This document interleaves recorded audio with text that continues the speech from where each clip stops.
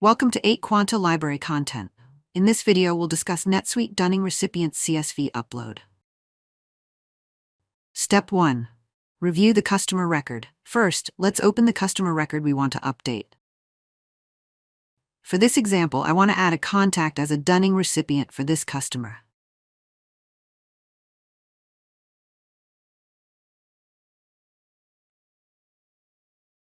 In the CSV file, I've included the following fields: Customer ID, Contact ID, Dunning level. For mapping, I'll use the internal IDs of both the customer and the contact.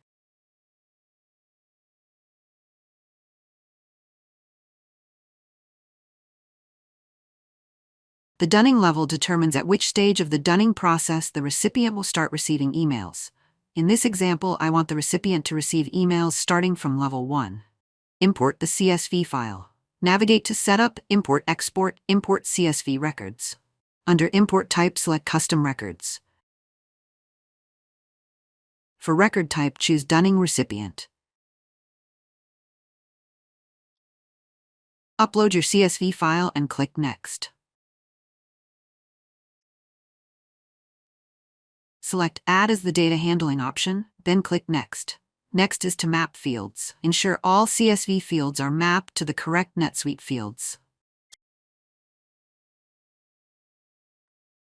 For the customer and contact fields, set the reference type to internal ID, since that's what we used for mapping.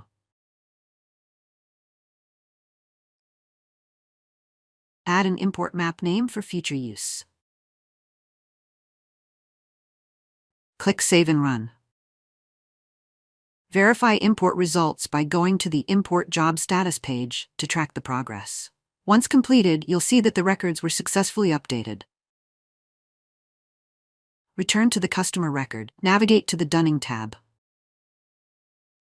You'll now see that the Dunning recipient has been successfully updated.